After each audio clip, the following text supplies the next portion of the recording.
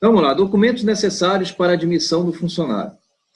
Para ser admitido, nós temos que solicitar a carteira de identidade, CPF, carteira de habilitação no caso de motoristas, título de eleitor, certidão de reservista, no caso de homens, certidão de casamento, se ele for casado, cartão do cidadão, caso ele tenha, que é onde tem a questão da numeração do PIS, cópia de certidão de nascimento de filhos menores de 14 anos para fins de recebimento de salário família, cartão da criança, que substitui a carteira de vacinação para filhos menores de 6 anos, comprovante de matrícula escolar para os maiores de 7 anos, comprovante de residência, 2 fotos 3x4. Eu, particularmente, já até aboli a questão da foto 3x4. Não vejo necessidade, eu acho que nós temos que começar a utilizar a tecnologia a nosso favor. Utilizar os sistemas eletrônicos para registro e guarda das informações, e você utiliza também a foto digital dentro do teu sistema. Porque é muito complicado, é muito arriscado você deixar documentação de funcionários, no seu estabelecimento. Vai que alguém pegue essa foto e pratique algum crime contra a pessoa, Você vai responder porque estava sob seu poder. Então é melhor, eu prefiro não pegar. Na verdade, a maioria desses documentos que foram elencados aqui, eu não pego mais. Eu prefiro que mande uma foto para o WhatsApp, e dali eu extraio as informações, tiro o que for necessário de informações, automaticamente a gente até deleta, a foto que veio, que é para justamente não ter problema nenhum com a informação do funcionário.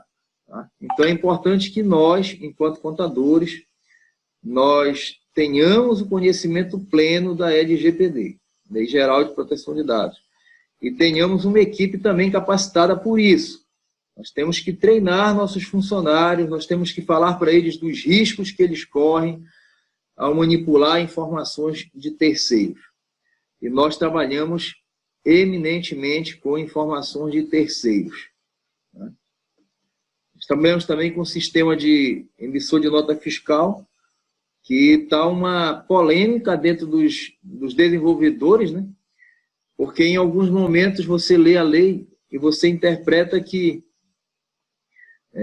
a empresa de software não pode acessar o banco de dados da Cefa, com o certificado digital do cliente, porque ela estaria utilizando dados exclusivos do cliente para poder acessar banco de dados externos. Então, é uma complexidade muito grande essa fundamentação. Desde a CLT, ela já tinha essa informação que é proibido a retenção de qualquer documento, de qualquer forma. Pode ser cópia simples, cópia autenticada, documento original. Eu não posso reter na minha empresa por mais de 48 horas. Eu tenho que pegar o documento, extrair informação e devolver para o funcionário. Eu tenho que devolver para o funcionário. Mas eu preciso ter a pastinha. Legalmente, nunca foi permitido pela lei. A lei diz que eu não posso guardar. Nenhum tipo de documento do cliente eu posso guardar. E analisando do ponto de vista prático, de você ter uma pastinha com a documentação dos funcionários, imagina o risco que nós corremos se alguém adentrar no estabelecimento, no ambiente do nosso escritório, e subtrair aquela pastinha com as informações do funcionário. Nós sabemos que, de posse de uma informação dessa, uma pessoa mal intencionada, ela conseguirá, inclusive, abrir uma empresa no nome dessa pessoa. Porque ela terá todos os elementos para poder elaborar um contrato social, elaborar um termo de empresário, né? Então, imagina o risco que nós corremos de ter essa documentação guardada dentro do nosso estabelecimento, né? Portanto, é recomendável que a entrega pelo empregado dos documentos citados, bem como da respectiva devolução, seja feita via protocolo, contra recibo.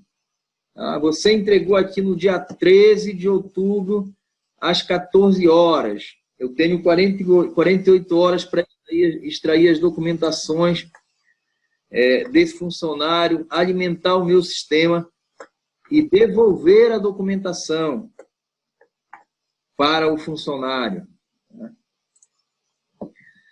Cuidado com alguns clientes que nós temos, né? Eu já tive problema demais com o cliente, que ele quer guardar a carteira de trabalho do funcionário e só devolve quando é demitido, né? Já teve uns 3 casos de simplesmente ter sido extraviada a cópia da carteira. Então, hoje, com o advento da carteira digital, isso facilita muito, né? Então, quanto mais for avançando, é salutar que nós façamos a migração das carteiras físicas para as carteiras digitais, para que nós tenhamos a guarda mais segura, né, dessa informação. Não sei se vocês já baixaram a carteira de trabalho digital de vocês, mas é curioso porque no meu caso, eu descobri que eu estava registrado em duas empresas que eu nunca passei na porta. Aí eu tive que ir no Ministério do Trabalho para poder fazer correção, né? Porque aparecia na minha carteira uma empresa, inclusive de fora, que eu nunca passei na porta e estava lá como se eu fosse funcionário, né? Então, isso aí é até interessante que nós conversemos com os funcionários das empresas para que eles baixem e também observem se tem alguma inconsistência no registro apresentado na carteira digital. Então, a carteira é o documento que identifica o trabalhador. Eu costumo dizer que trabalhador sem carteira de trabalho não tem trabalho. Ele tem que obrigatoriamente tirar a sua carteira de trabalho. De posse dos documentos, deve-se efetuar as anotações e devolvê-la no prazo máximo de 48 horas. Preencher o livro ou ficha de registro de empregado. Eu acredito que nesse período nós temos que migrar tudo para a ficha de registro, mas eletrônica, no próprio sistema de folha de pagamento, sabendo que na hora que eu utilizo o sistema eletrônico, eu tenho que fazer backups sistemáticos para que não ocorra perda de informações. Formalizar o contrato de trabalho e, caso haja cláusulas específicas que rejam um vínculo empregatício, registrá-la na CTPS. Cláusulas específicas, nós temos aí o contrato de experiência, que eu tenho que colocar lá nas anotações gerais da CTPS, que qual é o prazo de validade desse contrato de experiência, né? Uma outra coisa que às vezes dificilmente a gente encontra, tá? Preencher a ficha de salário família. Existe um link, depois eu vou colocar para vocês no grupo, tem um link da Previdência, que o funcionário ele tem que preencher a ficha de salário família e assinar essa ficha. Tá? Muito cuidado com as informações passadas pelo funcionário que não constem em documentos, né, que não tenham documentação hábil, que comprove. Né? Preencher a declaração de dependente para fins de imposto de renda. É a mesma coisa, eu tenho que ter uma ficha que o funcionário ele assine aquela ficha dizendo que a informação é verídica. Né? Nesse caso do salário família, se você não tiver essa ficha assinada pelo funcionário, dizendo que aquela criança era a filha dele efetivamente, e lá na frente vier uma fiscalização e descobrir que a criança nem era filho, porque tem muito disso, tá? Às vezes a pessoa fala, não, eu tenho 3 filhos, aí o departamento pessoal, na sua boa vontade, ele vai e cadastra. Eu tive um caso desse numa consultoria que nós fizemos, que o funcionário chegou e falou que tinha 3 filhos, e depois se descobriu que ele não tinha nenhum. Né? Na boa fé, a pessoa do DP preencheu, não pediu para ele preencher a ficha de salário e família, e na hora que veio a fiscalização, o Ministério do Trabalho colocou a culpa na empresa, por ser conivente. Se ela tivesse preenchido a ficha do salário, a responsabilidade era toda do funcionário, porque ele que estava assumindo e assinando embaixo, dizendo que aquela informação era verídica, que na verdade não era. Então, preencher ficha referente ao programa de controle médico de saúde, o cadastramento do PIS, no caso do primeiro emprego, e incluir o nome do empregado na questão dos CAGEDs, que está morrendo, né? Graças a Deus isso aí já tá acabando. A minha maior agonia da demora de entrar o E-Social é que eu vejo muito em discussão em grupos e rodas, né? Ah, mas o E-Social veio para acabar um monte de obrigação acessória. E por que não acabou ainda? Aí eu lembro as pessoas que ainda não acabou porque ele não entrou 100%. Porque ele não entrou 100%. Na hora que ele entrar 100%, aí nós teremos uma série de obrigações acessórias que vão acabar. Tá? Eu confesso que eu queria muito que em 2019 já ninguém fizesse DIF, ninguém fizesse RAS, ninguém fizesse CAGED, ninguém fizesse CEFIP, né? E nós tivéssemos tudo redondinho, tudo parametrizado e só fizesse E-Social. Até porque eu tenho um cliente que ele trabalha com retenção do INSS, só que por ele não estar ainda na obrigatoriedade do E-Social, eu não consigo fazer compensação do INSS com os demais tributos. Ele só compensa INSS com INSS. Então, ele tem um valor alto para restituir, né? E nós solicitamos e demora muito para vir a resposta. E isso afeta o nosso fluxo de caixa, né? Investimento no contrato, contribuição sindical, né? Abrir um parênteses nessa questão da contribuição sindical, tá? Semana passada mesmo eu estava fui fazer uma reunião no escritório de contabilidade e eu estava lá, um amigo meu me apresentou e falou assim, olha, Marco, eu queria que tu analisasse essas fichas para tu ver se tem coerência no que nós estamos fazendo. Aí ele me apresentou um documento do próprio escritório, né, com papel timbrado do escritório, que dizia assim, vírgula, aí um espaço para o funcionário preencher o nome, né, fulano de tal, não quero que seja descontado a contribuição sindical. Tá? Aí lá embaixo tinha um local para ele fazer a assinatura e a data do documento. Né? Se você utiliza isso, jogue fora.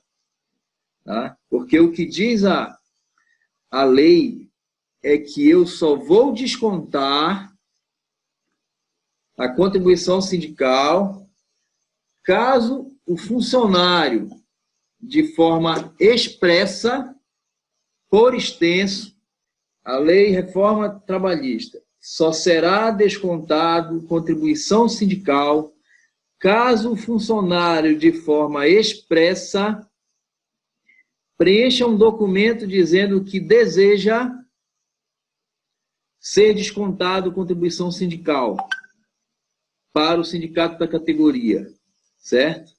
Então, o funcionário e a empresa não precisam fazer nada caso não queira descontar, certo?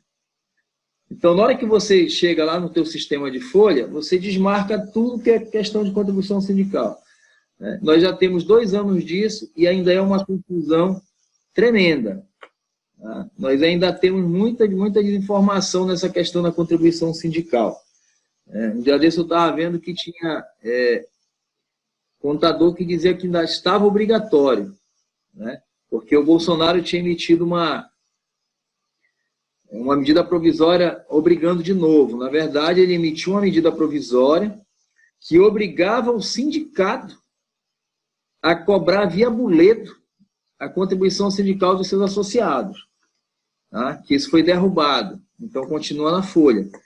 Mas a ideia do Paulo Guedes é que todos esses penduricalhos saiam da folha. Tá? Que todas essas verbas de descontos, etc., elas saiam da folha.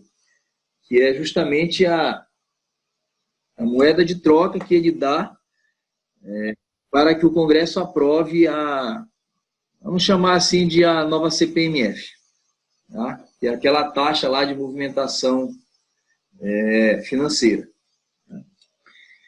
Anotações gerais, né, que pode ser utilizada em diversas situações. Contrato de experiência, caso exista, né, contrato de inscrição do PIS. Contrato por prazo determinado, né, caso tenha. Afastamentos, doença, licença, maternidade e outros, e anotações de férias. Né? E o fundo de garantia por tempo de serviço. Aí a questão do registro, né, livros ou fichas, né, eu repito, ainda tem muita gente que usa o livro, mas eu acho que nós tínhamos que evoluir, né, do ponto de vista tecnológico mesmo. Todos os sistemas de folha de pagamento que eu conheço e já tem um sistema de controle via ficha eletrônica bem robusto, né, bem seguro para você fazer a guarda dessa informação, né, preenchendo tudo de forma automática. Tá? Lembrando que você tem que fazer os backups, né, periódicos para não ter perda de informação. Tá? Se o Ministério solicitar a informação, você tem que ter um arquivo, né, digital, uma mídia que seja segura para poder repassar essa informação para eles. É um modelo de ficha eletrônica.